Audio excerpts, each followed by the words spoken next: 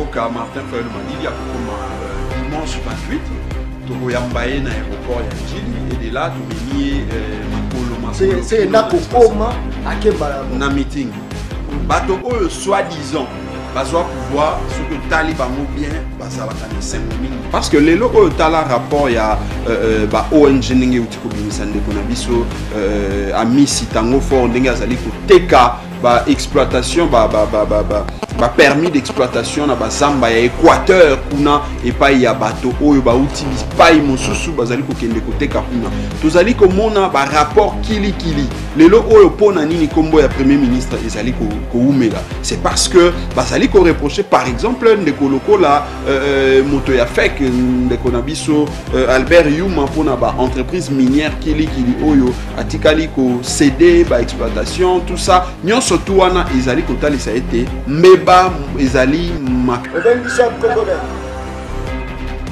na koloba komona ngai te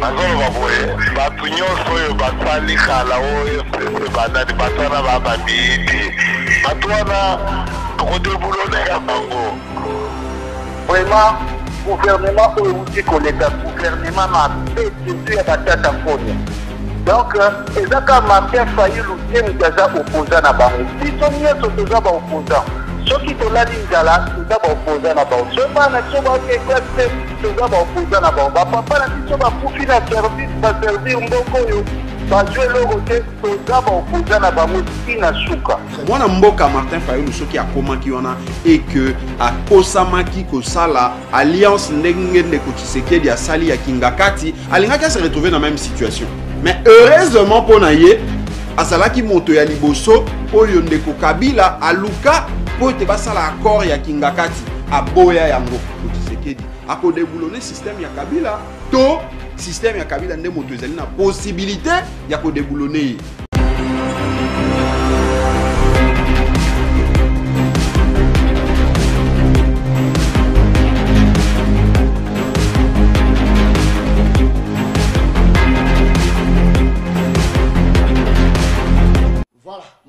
Mon abino balangue émission le peuple parle les émissions na bino population oyo evalorisaka bino neska tolobaka mboka oyo ba respectaka population na bango te ya mboka ya kokufa chaîne ya télévision respectaka ba téléspectateurs na bango te za ka chaîne ya télévision moko ya bien te bandeko na ngai tokobeta lelo ba actualité peut ko dominer za fête ya Pâques oyo za célébrer mokolo ya lelo pona ba chrétien tokomeka kodévelopper ya pe yango tokodévelopper pe tournoi ya mwana Congo Félix Antoine Tshisekedi oyo asali na ba province oyo akendaki tokobeta est-ce que ils ont quand même impact nango na terrain tokobeta pe évolution il y a 100 jours il y a ye mwana Congo Félix Antoine Tshisekedi et puis tokobeta pourquoi toujours ba guerre na est la République démocratique du Congo et là on les a provoqué en gros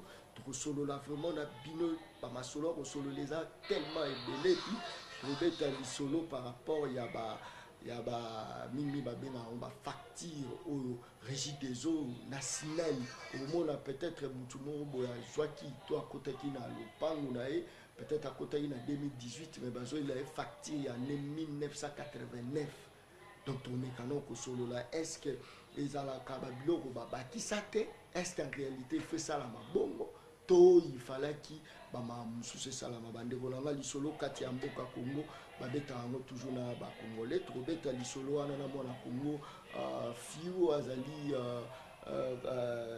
autorité morale ya parti politique orange et puis aza cadre na cash sauf imprévu mais du moins aza déjà na immeuble na biso et puis to développer lisolo wana na mona Congo Blanchard ou aza porte-parole cadre pe na kati ya parti politique ya plateforme Lamuka mbote mona Congo mbote ndeko merci pour l'invitation.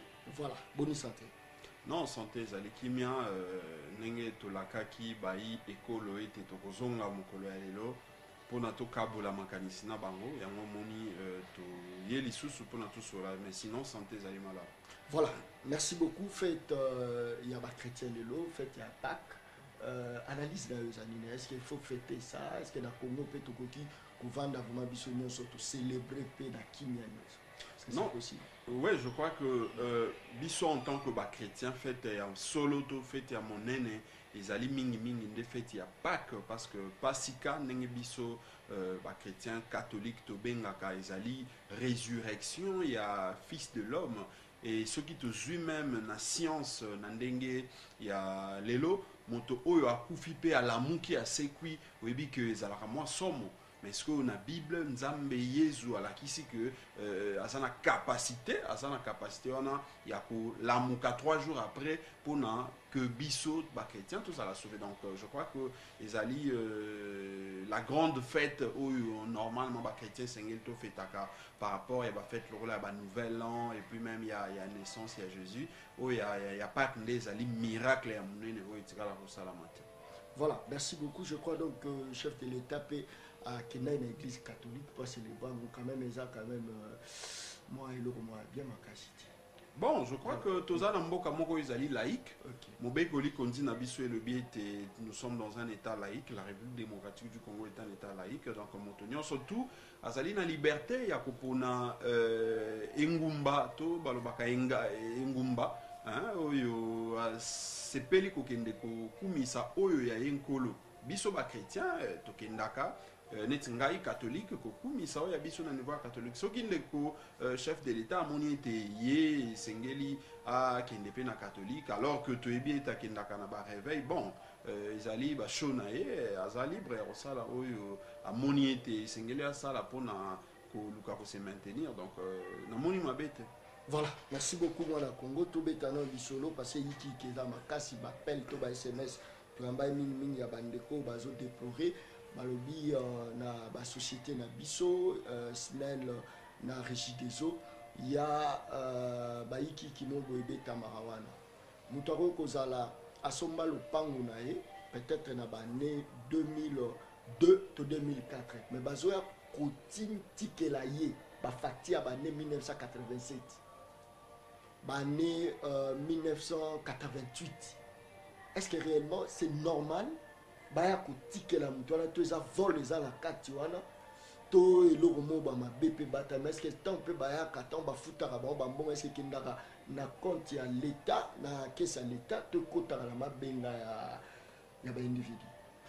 Je crois que mutuna wana ezali mutuna moko mo makasi makasi pona nini parce que ya liboso na kotali ça a été principe oyo ete nyongo epola kate ezali c'est que ba société wana ezali ba entreprise publique en tant que entreprise publique normalement ba contrat bato oyo bazali na contrat na ba entreprise wana ba sengeli to sengeli normalement honorer ba engagement na biso o tozali kozwa ka vis-à-vis na ba entreprise wana peu importe durée o ekoki kozwa tant que o s'exécuter na nute na ba engagement na yo o zui na entreprise yeba que tôt ou tard ba koki koya ko rappeler yo nyongo wana po ete o yeba na ko s'exécuter mais ndenge na lobby ezali moi mozindo na kokota na moi profondeur pour na kotala un peu le lenge tout monde ka mambo yango esalama parce que ce qui il est vrai que principe wana ezali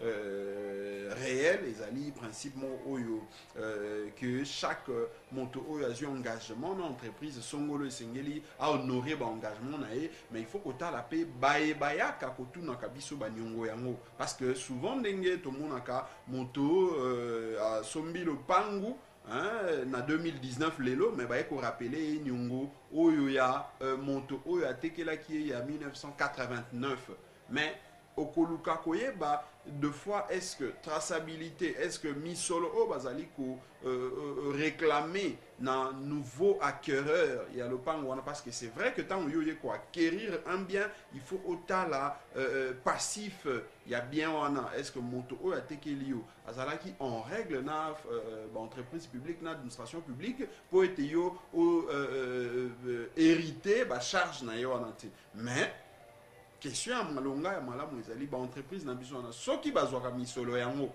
soki ekendaka na caisse ya l'état pona nini te esalaka ete bacha ba service ya makasi bacha ba service oyo ko sala été moto a les kaka jamais par exemple neti tout le monde na code du travail exemple moko ezali que nyongo oyo ya salaire jamais koki koleka inane soki esi leki inane principe ya prescription ezali donc okoki kotuna nyongo oyo ya neti yo ndenge oza ko travailler on a expliqué en calme na entreprise na yo awa tozo exemple ke na Canal Mercure au sali mosala ndenge tozo kana ba société mosusu mosala depuis 2017 les autres en 2019 ils ont sali 2 ans donc 24 mois aux oka salaire te soki okei ko funda yango na justice ba oki ko opposer yo principe wana ya prescription que non une année à liboso oyo au réclamant quitter oki ko tuna yango soute parce que ils a prescrite.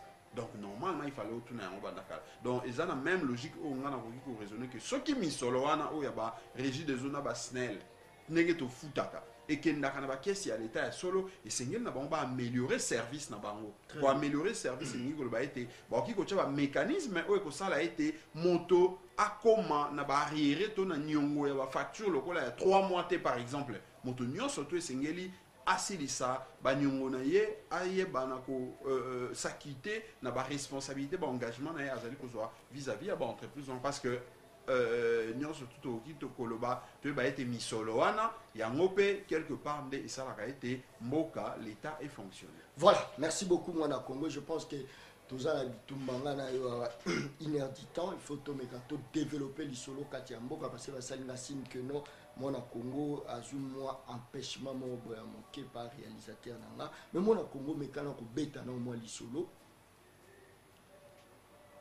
muto ako futa facture na ye a futi facture mais na suka lango ole société wana servir ye ils ont ko servir ye te so à ce net moment ce que to kolobani muta futi courant délestage couper sans pour autant avertir que non il faut couper ça là à ce net moment il faut se abonner salani.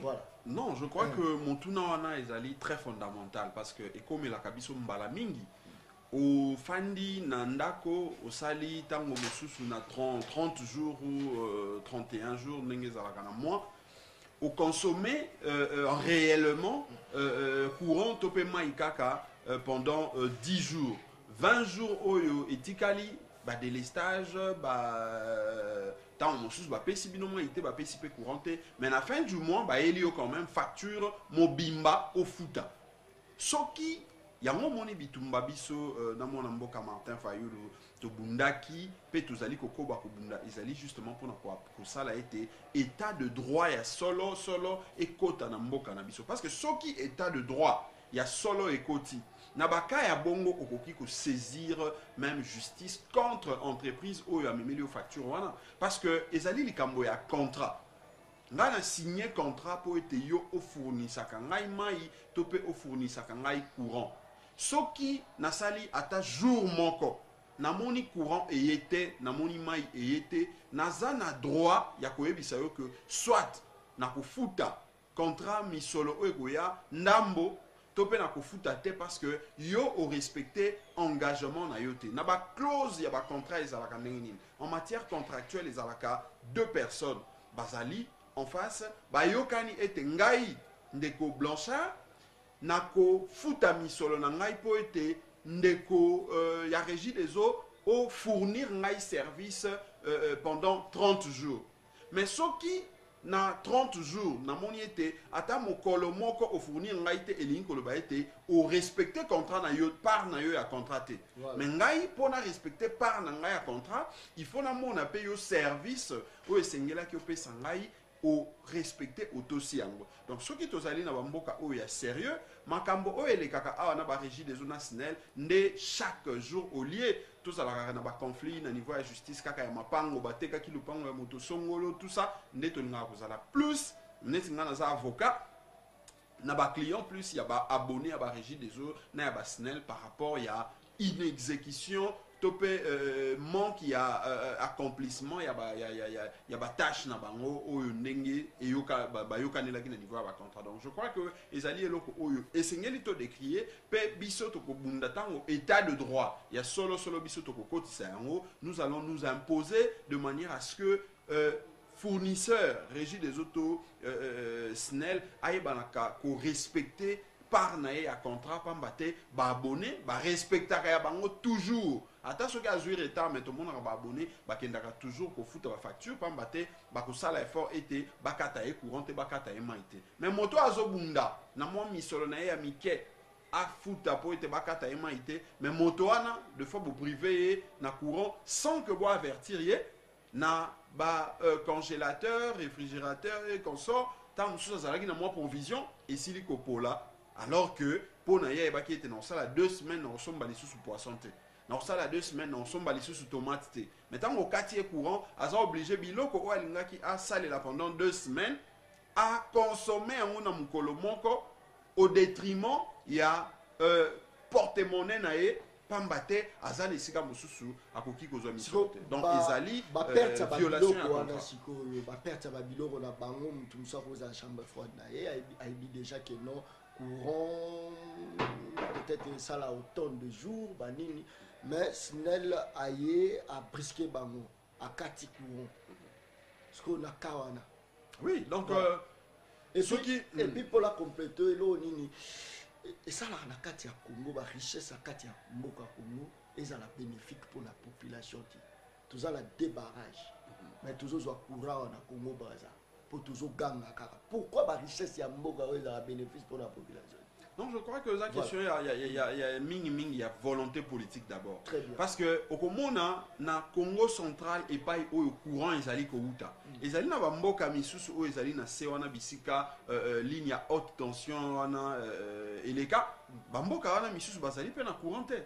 Ozali comme on a été ezali likambo ya ndenge tozali ko ba volonté politique pamba te soki volonté politique namboka na biso ezali tokozwa courant te tokatisa yango musika na Congo Brazzaville kende na ba Afrique du Sud ndenge ezali ko salama mais mboka na biso parce que vrai problème moi na Congo na mboka na biso ezali nini ezali problème ya ba infrastructure biso ngai oyo nazali koloba nazali na mo avantage moke ya kotambolaka na ba arrière pays.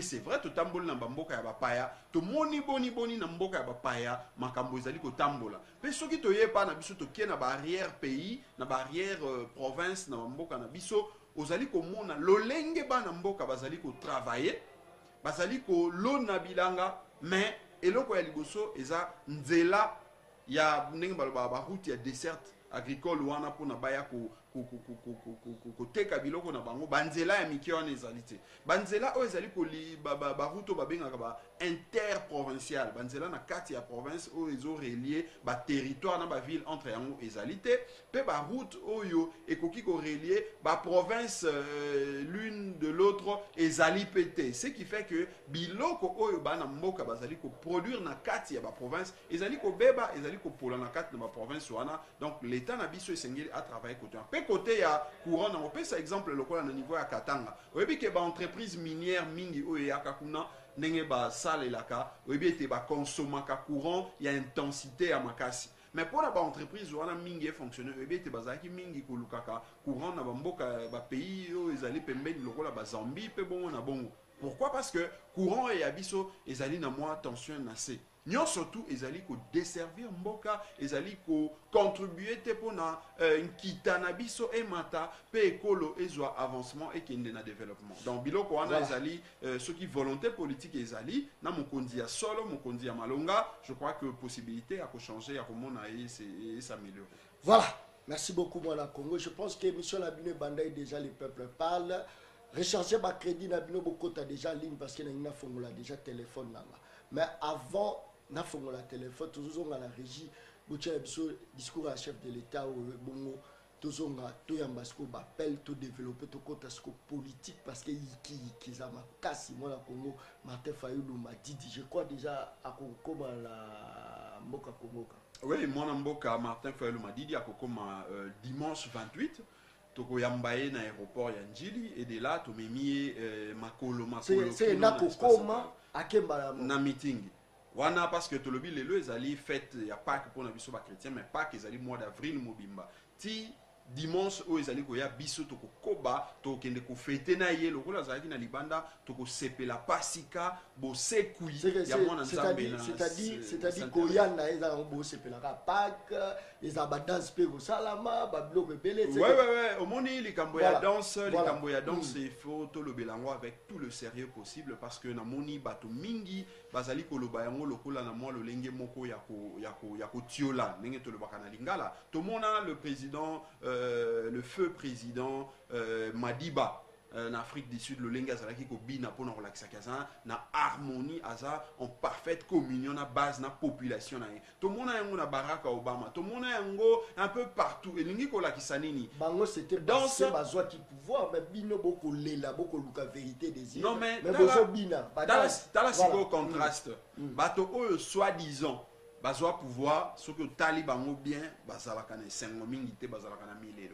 Mais biso soi-disant bateau to perda pouvoir, tous aura toujours une ambiance moko festive, tous allez toujours na kobina na esengo pona olakisa été, tous allez na espoir et tes peuples congolais à ko retrouver bon somi na ye, peuple congolais azali peuple oyo a sengenya za la peuple o azana sourire. Peuple congolais c'est un peuple ndenge to lobaka hospitalier et sengeli to transmettre kaye espoir to transmettre esengo pambate. Lelo oyo soki tozo vivre na pauvreté na pasi ezali pona bakambi ya mabe nde baleki na mboka na biso pendant un certain temps. Mais tango lamuka na mona mboka Martin Fayulu tozali ko récupérer bokambi okomona tokozongisa esengo na mboka Congo. Toyebi ete avant 1960 soki otali ba kini kiese otali Kinshasa Congo ezalaki toujours na bakombo mo ya esengo ya danse parce que tozalaki ko vivre malamu. Mais lelo yo congolais et comment soki omkutani na ndeko na nzelo mona za toujours nelongi ya kokanga pona nini social makambo ezali kotambola malamu. Merci beaucoup ndeko langa parce que na moi déjà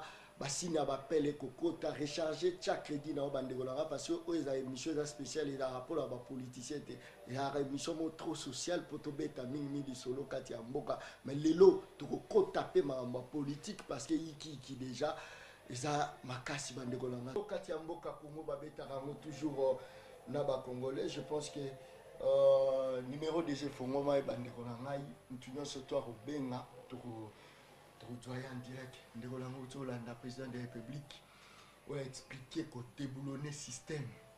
Voilà, tout le canon de Bisso. Allô, Ndeko? Allô? Bote Ndeko? Allô?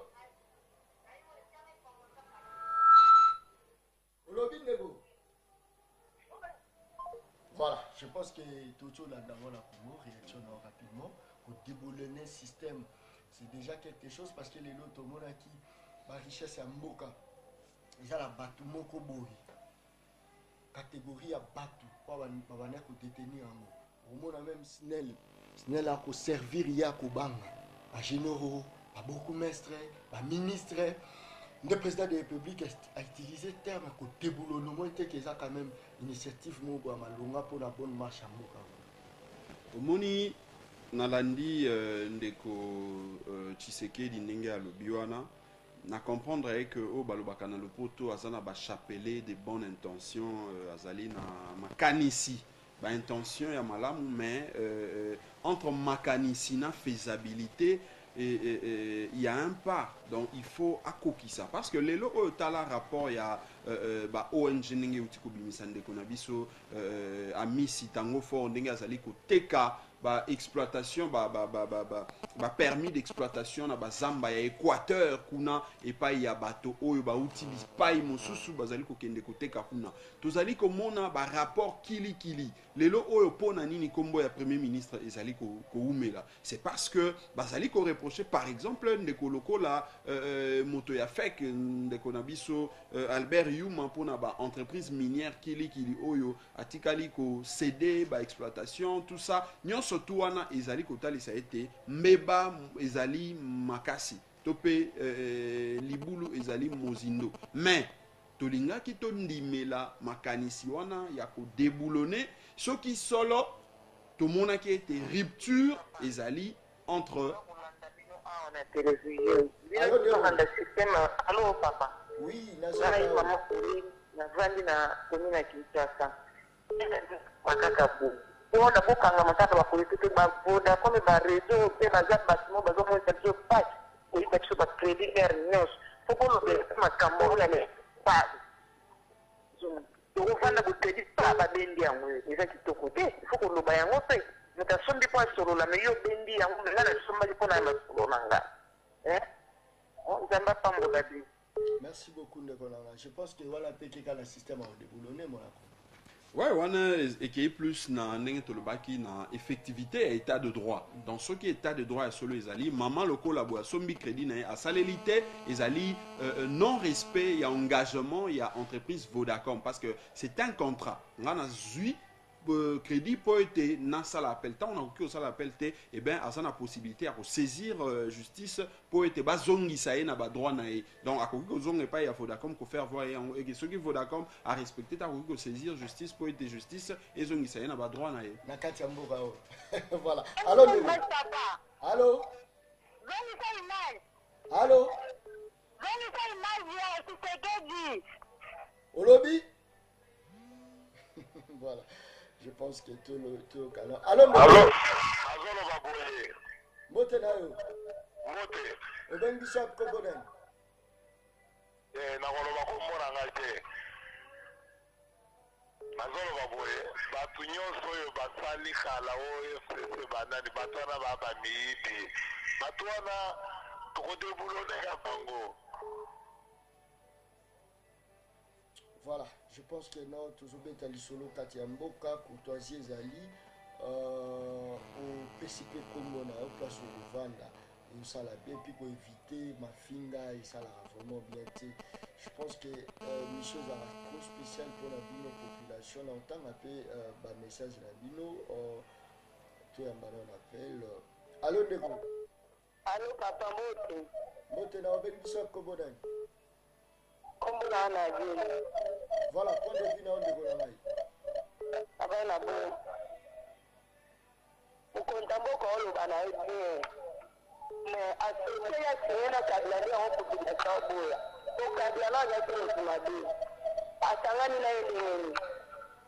Et kiri wana cabinet wana de tout boy. Voilà, merci beaucoup de Golamaï. Encaissé nanu. Et bon, on m'a répondre à peut-être sur l'actualité. Bonjour, moi, Namboka. La Zolanda Bino depuis Kassavubu. Courant Tozo Futa Yango forfaitairement. Et puis, ce qui câble Eziki Bisomoko Tozwa Yango en charge. Je pense que non. Tous les cas déjà à l'actualité, on a mis tout le monde pour. Allô, Nego. Oui, allô, papa, bonjour. Mote na oben Bishop Koboden. Ah, na bingo la pasa monga fula. Voilà, point de vue là. Oui, papa Nangal. Je pense que. Voilà, je pense que idée à Ndeko, on dira l'obi que non. Allô? Allô, bonjour. Mote na oben Bishop Koboden. Na bengi bino na komi na bongo. Voilà, kombo na ngai Bourgeois. Alors na ngina lo bapoye. En tout cas mboka na biso eza place. Ba papa na biso basali na révision générale des comptes. Ba futi bango salaire ya ministère si do ba dimisi bango pension ba futi bango salaire ya ministère si bango nyonso ba kufa. Vraiment gouvernement outi koleka gouvernement ma paix surtout ya batata mponya. Donc ezaka Martin Fayulu Temgaza opposant na bango. Biso nyonso toza ba opposant. Soki tolali nzala toza ba opposant na bango. So bana so ba ke classe toza ba opposant na bango. Ba papa na biso ba kufi na service ba servir mboko yo. Ba jouer le côté toza ba opposant na bango tina suka. Merci. Merci beaucoup Ndeko Nangai. Nalamba dernier appel tout ticket la paix mon Congo à la matière ébellée au Togo Meka. Allô Ndeko. Voilà. Allô. Voilà. Je pense que non. Mon Congo balobonga munayo mais na koluka. Voilà. Allô Ndeko. Allô bonsoir. Bote na ben Bishop Koboden. nalobi bea kima mosika télévision na poto kana kitoko ezali eza mpasi mingi na mboka na biso na kabila tozalaki bien mais oyo kakateri ekomi ya bapolisie eza mpona kodesuseli po bazela okina zipafréquenté bakinero wana mpona kokweyisa kabila ifo kakateri na bapolisie na bango na basoda na ndenge ya mokeke ekotela biso likambo. Merci beaucoup Ndeko Langai. Moi la Congo Blanchard, je pense que il faut répondre Ndeko, c'est l'explication Zali que non, baza abonné à SNEL. Mais ce que tu as bien ceux qui ba câble na bango courant eziki, eza bango mokonde ba bimisa mbongo. Mais ce que ba bimisi ba mbongo yango, eza ka très difficile pour SNEL ya po changu. Et comme ba mobozo beta ba tout 4 fois 5 fois pour bayaka kocha câble au bango mo basomi. Est-ce que au yano la ndeko na biso par rapport ya préoccupation? Non, en tout cas ezali ndenge nazaki koloba na introduction na ngai, c'est que makambo nyonso tu wana ezali normal te. Voilà. Yango biso tobundaki pe tozali kokoba kobunda pene ya mwana mboka Martin Fayulu parce que tozali kobanza ete esengeli tocha un état de droit vrai, un état de droit réel na mboka na biso. Ekoki kosala mate ete entreprise songolo lokola SNEL toza na contrat ya service yo il faut pesa ngai service ngana futa o misolo.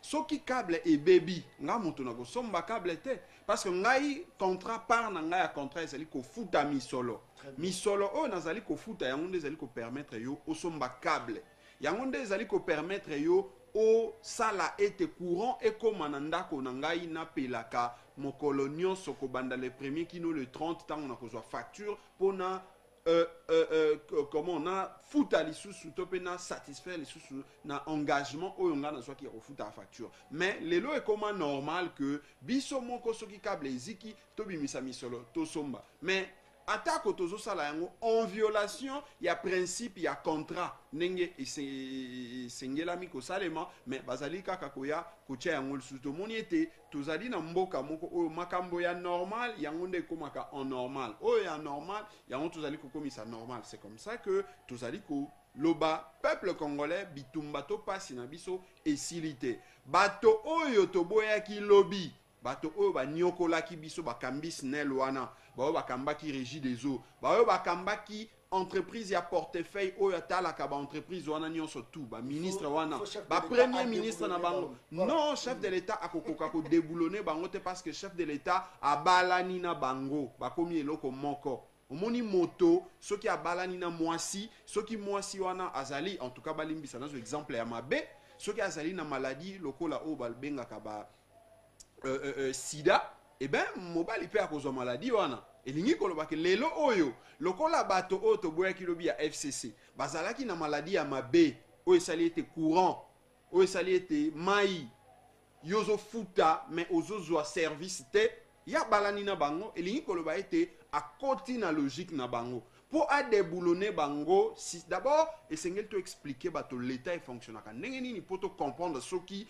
ndeko Tshisekedi azana capacité ya ko déboulonner système wana to ko déboulonner te soki na kana ezali Martin Fayulu mutabimaki ndeko oyebi avantage au Martin Fayulu c'est comme si Congolais qui parmi mine d'intérêt na c'est nasoki na zawana makambo ekomi bien omoni émission na yo avantage na yango eza que ezali mi politique mi social awa c'est vrai nazali moko ya ba communicateur ya Lamuka ya Martin Fayulu mais tozali koloba ba principe tozali kokina ba principe mwana mboka Martin Fayulu soki akomaki wana et que akosamaki kosala alliance ndenge ndeko Tshisekedi asali ya Kingakati alingaki se retrouver dans la même situation mais heureusement pour naye azalaki moto ya liboso oyo ndeko Kabila aluka po ete basala accord ya Kingakati aboya yango aboyaki yango pamba te azalaki miso molai azalaki miso ya aigle alobi soki naki osala accord na bato oyo na ba entreprise publique bango mutu balelisi biso ba congolais parce que ye pas azali congolais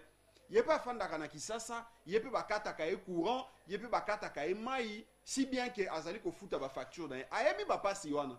Yepe achaka crédit na ye na téléphone ndenge maman abenga ki Vodacom avant que abenga salela yango ba melie yango nyo surtout. Donc ayebi que bato bazali ko protéger ba indien.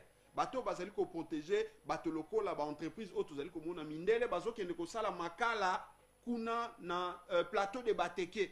Makala o ezali bandeko na biso ba congolais ba maman ba papa bazotangisa bana na bango na misolo wana ekomi ya ba libanais ekomi ya ba indien muto bakomi kosala yango ya lobaki soki na meki kokosa makosala accord na moto oyo ndeko Kabila ezali pona plonger bandeko na ba congolais lisusu na misère yango aboyaki yango mais ndeko Tshisekedi lokola ye andimaki na ye yango pona ye l'essentiel ezalaki azwa kiti ya bokonzi babenga ye président mais tala lelo o ba difficulté tango alobi ke na ko déboulonner système tango à partir ya kuna Kisasa tolandi bandeko FCC non il faut ya ko pesa ba explication yango moni ba explication o doti ko landawa ameki ko expliquer ezako la Kisasa solo été azali na environnement moko oyo ko permettre été à déboulonner maintenant expliquer ndenge na linga ko loba l'état est fonctionnaka ndenge nini poto yeba soki ndeko oyo zali ko landa biso mona Congo yo moko liboso ete ngai na pesa yano yo o réfléchir est-ce que ndeko Tshisekedi ako déboulonner système ya Kabila to système ya Kabila nde moto ezali na possibilité ya ko déboulonner na pesa exemple mobeko likondi oyo peuple oponaki elobi boye elobi président ya république ezali institution elobi ba cours et tribunaux ezali institution elobi parlement ezali institution gouvernement pe institution tala sikoyo na ba institution mine yuana ndeko Kabila na bana na ye oto bengi FCC bazali na majorité na parlement institution ya liboso ndeko Kabila na bana na ye oto bengi FCC bakozwa gouvernement premier ministre ezali ye ndeko Kabila na bana oyo ye omoni mbutu oyo uti koleka entre conseil supérieur ya magistrature na conseil d'état pona makambo ya mende kuna na ba élection ya Sankuru elingi koloba ete ba juge pour la plupart o bazali wana ezali ba juge o ndeko Luzolo anomaki o ndeko Minaku atiaki o ndeko Boshab atiaki elingi koloba ete même na ba cours et tribunaux ndeko Kabila azali toujours na bato oyo yaye bazali ko contrôler etalisi ete ndeko Tshisekedi ye atikali kaka na présidence ya république pamba or mobeko likondi elobi ndeko Tshisekedi po a dissoudre parlement esengeli abenga ba chef ya ba institution nyonso totangi ba kombo afandi na baona mesa alobi bomoni ndenge nini parlement to moni tozo kana te to dissoudre yango soki bango ba boyi ye azui mokano ye moko ekei na ndenge ya mabe ekei pe lokola a violer mibeko pamba te ezali conseil moto na moto akopesa avi na ye or bango balobi soki majorité parlementaire sans que batu na likanisi ya ye ndeko Tshisekedi lokola président bamoni ete atamboli na mbutu bakoki kozwa mokano ya ko déférer devant ba cour constitutionnelle pour ete bakweyisa ye pe ba remplacer na président ya Sénat donc ezotalisa solo ete moto oyo akoki ko déboulonner moto yo mwana na Congo nde ozane yano na merci beaucoup ndeko Langa je pense que tu ambala ndeko moko allo ndeko allo mwana mboka modeli kaka Langa wiki kirazola kayo merci beaucoup point de vue na ezani ndeko Langa. Oui, merci beaucoup. On a aussi de la question, on a bouquet du mois de tout. Et le Congo a aussi Koloba, c'est comme si à tout le monde bouquet, il y a Koloba qui est appelé, qui est à d'autres choses. Nous avons pas, et puis il m'a dit que l'installation est au niveau définitif, il y a un standard de salarié peut-être. Tennis, à date de temps de la union malade, il respecte la constitution. ndeko na ngai meka kokima na mosika ya télévision na poto kana moi bien voilà oui merci beaucoup ndeko na lobaki ndeko Félix ala ko respecter constitution ya mboka na biso to pesa échange avec le temps makambo de coordination na bouquet alors question ya déboulonnement au ndeko aso de bakeno Félix atali mariage na les précédents mois ya pour déboulonner dans les états Félix a déboulonné ce système. Donc, c'est possible. À travailler dans la déboulonner. Et ça, ce système n'a pas d'engagement. Avec le temps, Félix qui va travailler. Merci. Voilà, merci beaucoup Ndeko Langa. Je pense que non, émission ya mokolo ya dimanche ezalaki un peu spécial boyebi bino moko bandeko na ngai mingi population nde azwaka mwa maloba mwa mingi et puis après yango todéveloppe lisolo ya alo ndeko Allô. mbote ndeko Bonjour.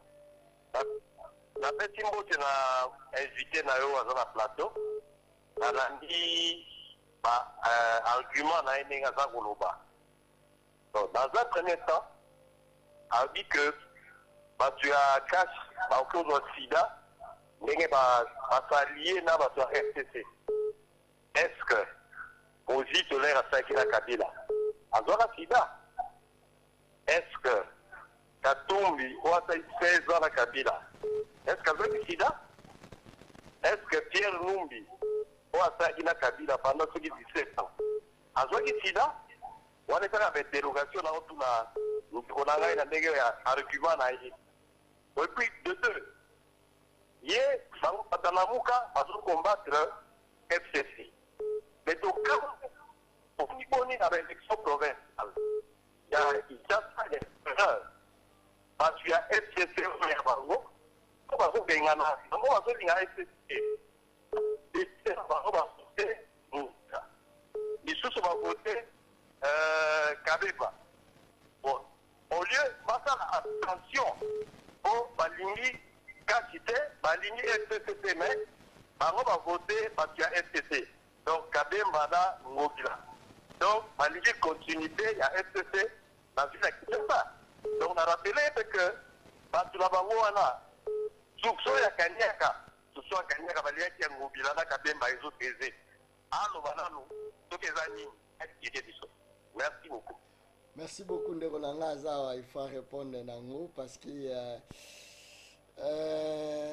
Muzitu est-ce que azwaki pe sida Allô ndeko nanga Allô papa bonsoir. Mbote na obengi biso kombo na ndeko. Kombo na mama Jeanne na fandi na bandal nazali chef militaire. Yango nazotuna papa na ngai mpona basalaire na biso bamama bese. Tozozwa salaire à malonga ti kaka 30 000 francs. Mokai na nga azali kudesina. Dine foli ma télévision na yo ka bien te. Nalobi boye papa na ngai mama Jeanne na mvandi na bandal nazali chef militaire. Salaire ya mokai na ngai eza mokie. Afutaka 30 000 francs papa na ngai. Bon, tout le bénéfice, donc il va battre 20 000, mais va faire 10 000. Oh là là, c'est vrai ça. Voilà, je pense qu'ils ont parmi les petits valeurs où on a noté. Voilà pourquoi ils ont ça un peu passé. 30 000. 30 000 on peut dire qu'on a Kokoso. Balobi ke babakisa ki 20 000. Mais na 20 000 on peut dire qu'on a raté. Talande to vu bala yiki. Yo tchaka crédit pour la agresser rabat. On trouver solution te na oloba esute. So vous trouverez ka ba militaire, ba mama ou ba tsobenga mibali na ba baza su trouver une solution. Na oloba ni na olobelo te. To boza la posana le kana kumisa ka grand prêtre Kimbuta Tony. Voilà, toujours continuer les solos, je pense que anti-valère est engagé. Allô Nego. Allô. Allô, bonsoir papa. Mbote na obengi bishop komonen. Comment on a marine na bengi na commune à Limete. Voilà, participation na yo ndeko na ngai. Nanga kana lo bajete kona tito ya zana plateau wana azulo ba makambo.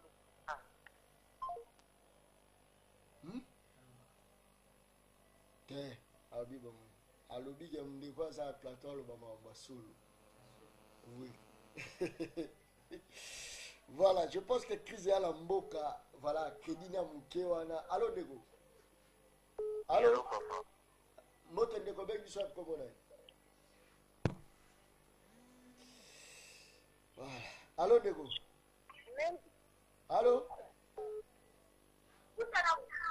Allô. Voilà, Nego nangai, tout ça là nayo parce que qui déjà koti. Balobi boy. Nekobemba a travaillé avec les téléspectateurs parce que vous avez face d'Abango. Les deux dimanche à moins spécial, et spécial. Nekobemba a travaillé avec Ndeko Kabila. azwaki sida te mpo na nini ndeko muzitu oyo kumisaka obozo koapuye mpo na lelo oyo yiki ebeta biso crise esama na Congo mpo bainvestisseur baya te akavaya na mbemba azalaki wana ndeko muzitu wana uta azala atikala meme mpa kokotisa ata courant na kikwiti kuna epele omo mpe amalonga asala te nalukaka muzitu makasi chance yo ye mpona tuna babiloko ya muzitu azalaki premier ministre ye moto abandaki affaire akomatela biso to ya dollar parce à l'époque to ya dollar ebanda ovarie sur ba 49 boye muzitu aya matisi yango ape bato bayolobo ye moto astabilize il faut orépondre yango ndeko mosusu awuti obenga biso awa alobi boye lamuka na bino wana objectif nango eza nini et puis discours na bino so meeting na bino wana objectif nango eza nini malobo ngamu na po population abenga lisu. Merci ndeko voilà. Na bandi na o ya suka objectif ya lamuka ezali komema bien-être social et pas ya peuple congolais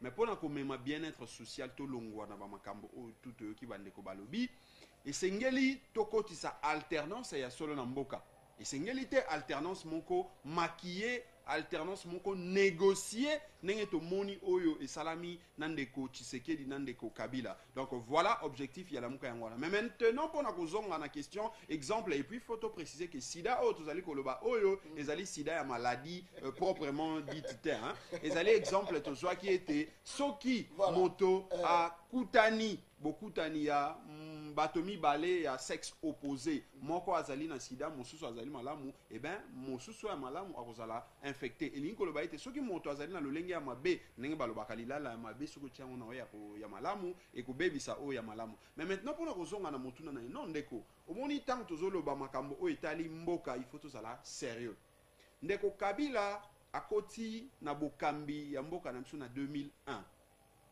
na 2003 tokei tobandi masolo ya Sun City masolo ya Sun City tango toyokani ndeko Jean-Pierre Bemba aye na 1+4 na 2003 aye en tant que vice-président en charge ya économie na finance ya mboka na biso état des lieux epesa ba chiffre lokola ndeko Jean-Pierre aya kokuta plus ou moins 300 millions na caisse ya l'état ndeko Jean-Pierre Bemba na bomoto na mayele oyaye en tant qu'économiste a travaillé à mema budget na biso na 800 tocha 800 na ba virgule ndambwane compliquera ba tout arrondissera kaka na 900 millions a outi na 300 millions de 2003 à 2006 pratiquement on va ba élection a tiki biso na 900 millions ndeko Muzito tango bakoti na 2006 na alliance basalaki nan papa na biso molimo epe manakima papa Gizenga bakuti 900 millions bamemi yango ndeko Muzito amemi yango na 3 milliards 800 millions budget ya mboka ndeko Katumbi ye bandeko ya FCC bisika bafandi bazo sepela alliance basali na ndeko Tshisekedi bayebi ete meilleur gouverneur au bango biso kutu toyebaka te bango moto bayebisa biso que meilleur exemple ya bonne gouvernance na ba province ezali Moïse Katumbi ezali kotalisa ete bandeko wana nyonso pembeni ya ndeko Kabila bamemaki bwania bamemaki ntombwa bamemaki succès sur le plan économique sur le plan yango nazoya voilà nazoya pona koyanula mais mango na ndenge pratique bo parce que na ndenge ya pratique na ndenge ya pratique elingi kotalisa ça sida elingo lobani non mais mango na ndenge ya normal na lingi kopesa exemple ya kotalisa ete soki moto ozali ko travailler na azana bokambi ya mabe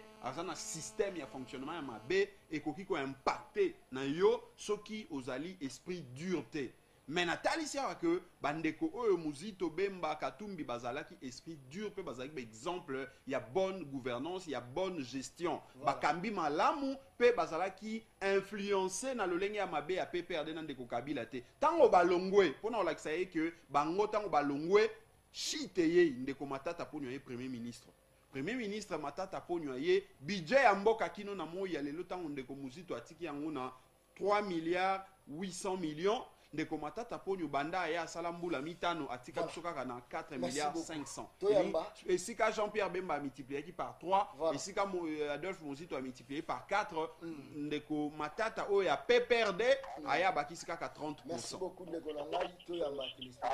Allô ndeko. Allô papa, l'ingénieur répond la mutuelle ya la encore dans la TV.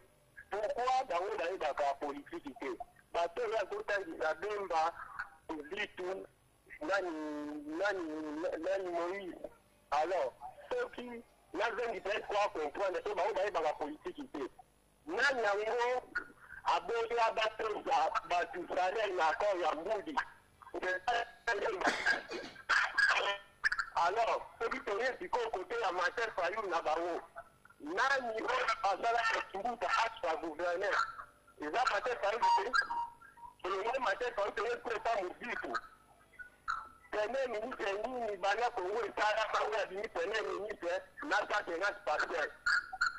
Yete. Bandela place wala ndeko na yo kibete. Allô ndeko.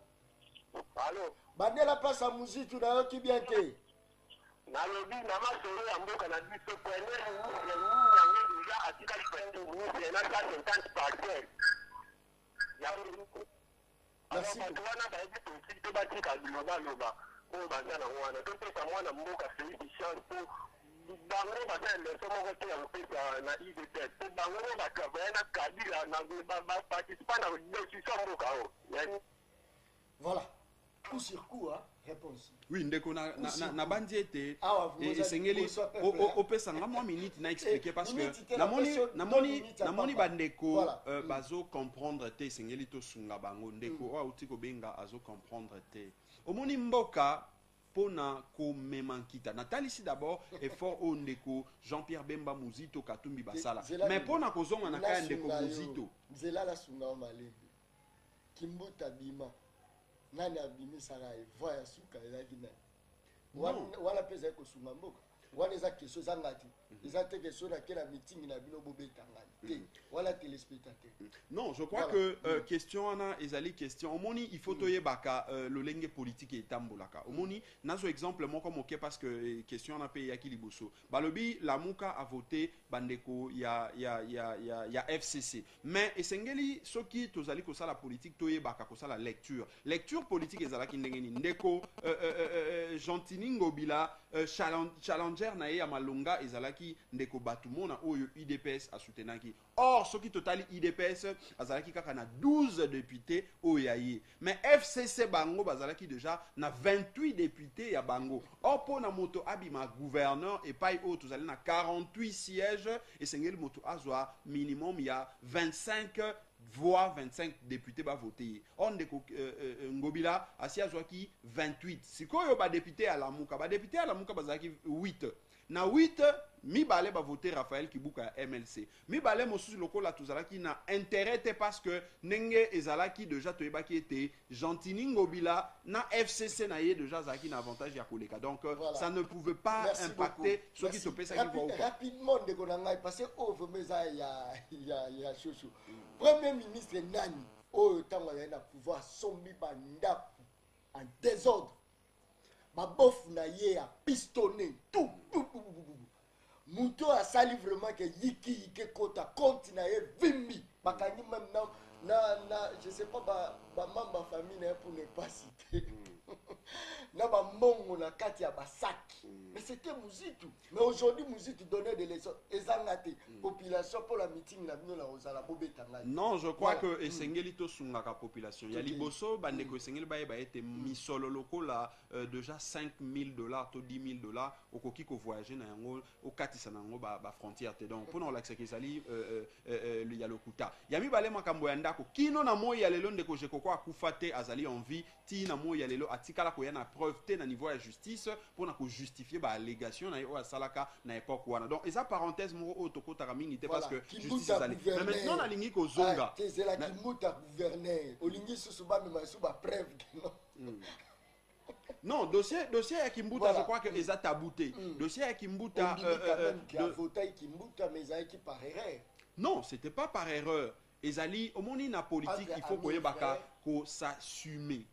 Il faut qu'on s'assume. Ndeko Kimbuta Soki Aleka, je crois que Ndeko Nabiso, à l'époque, le commandant du peuple Martin Fayoulou, a expliqué qu'il a raison claire au Esalaki par rapport à l'alliance, par rapport à l'alliance au Esalaki dans un moment. Voilà, donc je crois que Wana Ezali, ça fait partie de l'histoire. Il faut qu'on assume en haut et qu'on quitte Bangi Sabisote pour n'a kota la lolengeni Mboka Ezali kota. Mais question mon ko ezongaki. A voté Kimbuta après quelques temps, il y a un problème à 40 000. Non, moi c'est Kimbuta. Merci beaucoup. Il y a un téléspectateur parce que tout comme Nasuka, j'ai mis Bafunga. Allô, Neko. Allô, bonjour, bonjour. Bon, tu es dans le Bengi Soit Commune. La Bengi la commune en Giringaï, maman Dorothée. Voilà, rapidement, maman Lala. Nabi ayo papa na Zaboloba. Mbemba nega Zabouché, il y avait un peu de pouvoir. Il y avait qui me fait côté aux la photo. Il y a un Moïse. C'est pas un problème la Kabila. Et après, les minéraux, les bambas, ils ont fait la boca pour payer. Pour les bambas, ils ont fait la boca. Par contre, si on a dit que malade, ils ont combattre Kabila. Moi, si on a dit qu'on a pas de député, ce qui a fait, c'est qu'on a eu des tests. Mais ce sont les candidats qui ont fait la SPT. Mais bango bazo la motion la bango ba binda député ba jwa kabali ata ba peta la SPT. Ce qui va venir na teve ba libika ba libika ba SPT. Muti ke ba eza la mukango donc na mona ka inchi mo. Donc ba tika te ta chance à pays à sala. Muti na ko bita ta 100 jours pe. Ide ba sala mukango ke ko ko ba ko ba tina photo. Muti ningi peta ko ko ba na photo te ta ke ba ba na photo ni pour ce que les Mboka ont marché, pour nous donner la chance de la 5 ans, il ne peut pas continuer à continuer. Mais il a besoin de payer la pauvre pour que le combat se passe. Et donc, tu as maté, vous avez maté, donc j'ai été malade. C'est ce qu'il y a. Merci beaucoup, Ndekolangai. Voilà, je pense que non, rapidement, peut meeting Namino parce que tu commis déjà la souko répondre maman 30 secondes après. Au plus point de vue par rapport à meeting. Malheureusement que minute et que imba ou parce que makambo essentiel tenel ko le bapo na peuple tokoki ko le ba yangote mais maman esengeli aye ba été moto azali ko combattre Tshisekedi ezali Martin Fayoulou te ezali accord ya Kingakati ya kendeki ko sala accord ya Kingakati oyo asalaki na butu na molili yena ndeko Kabila yango moto ezali ko combattre la preuve bazwinde ko Kabundu batie premier vice-président mais ezali lokola bapakoli bango mafuta ya ngulu na monoko parce que tango bako modifier constitution po ete ndeko Kabila azonga tango bako sala ba réforme nyonso tout e kozongisa ndeko Kabila moto akozala na pouvoir moto akozala na mot à dire e kozala mama mabunda o azali président o présidente candidat na bango pe majorité parlementaire o bazeli na ndeko Kabundu akozala wana akoyoka soni akozala étiquette akotikala ko s'opposer atana eloko monte parce que ça minoritaire. Les 28, sa population. Non, discours il y a le 28, je crois que Sengeli peuple baya ebele. Même maman Outiko Benga na sengia ya na Sainte-Thérèse akoyoka lolengeni ni biso toko libérer mboka parce que Martin Fayoulou toko yiba e vedette te ye moto ayebi nini akoyebi sa peuple congolais. Mais na lingi na kota avant te tosili sa moke. Bande ko Sengeli baye baboy. Na yoki maman moko abenga ki pona koloba ete babaki seli ba mibali na bango 20 000 francs mais kino na moyi ya lelo nanu bazu yango te. Mboka etambolaka na budget yango nde ezali arme ya mboka na kati na budget tozali na parti oyo babengaka ba dépense na parti oyo babengaka ba recette mais soki totali na moi ya lelo ba recette eutaka na investissement ba recette eutaka na mobilisation na ba mpako ndenge tolobaka ba taxe tout ça pe eutaka na ba emprunt oyo balobi ya ba nyongo mais na moi ya lelo parti ya recette mboka na biso nanu tosali recette ata moko te ata kondeko Tshisekedi apandi mbongo na bitambola tambola ndenge atamboli ekotiseli biso ata 100 francs te mais côté ya dépense akei ko promettre mama ya bato azoka nanu 30 000 francs au promettre ke kobakisela 20 000 francs na fin du mois ya avril mama zala na kimia balobaki bakobakisa yango na fin du mois ya avril mais conséquence ezali nini mbongo oyo akobakisela mama na biso akozwa yango wapi parce que tango akokoma devant le fait accompli akozala na misolote ako pesa akosala o babengaka na ba économiste planche à billets mais tant bakosala planche à billets ekomatisa o babengaka inflation ce qui matisi inflation crise sociale et koti lisusu monene na mboka wanande esikana bandeko na biso ba mama bandeko oyo bazali ko benga biso ya IDPS ba ko comprendre ete ndeko Tshisekedi azali na monoko ya ngando pe akokoka ko déboulonner système te au contraire yende azali contaminé na lolenge ya mabe ya kokamba ya bandeko ya régime. Parce que dimi invitation la biso parce que c'est pas facile cause à la face à population puis qu'on répondre bango c'est pas facile. Non mais to 8 ans mingi te na bandi ete to bongisa lisusu ngonga penda po de matière ya kolobela bango ezali ebele mingi to faire comprendre bango que isengeli to sungande ko Tshisekedi abima na libulu azali na. Voilà, je pense que non mardi aux à la partie débat, aux à la na mutu moko ya côté peut-être à IDPS pembeni pour équilibre ça là. Voilà, merci beaucoup Kakanesi na lobaka émission la ngeza baleine kaena mokolo moko te ndambo c'est émission population le peuple parle. Tant bolingi bobi misa budget pour l'équipe nationale. Mais botala ba maman oyo ti. Ba outi go réclamer ba soldat. Ya équipe nationale nde bimara. Wana maman lobaka ke budget zalaki. Oh eloko mo pour l'équipe nationale ko bimata budget nyoso ba Congoli ba pesi. Mais pour la fonctionnaire ti. Toko le maté. Toujours c'est la équipe nationale. Budget combien ba bocha et bon biso ba soldat pe to réclamer. Merci to kutel mon collègue.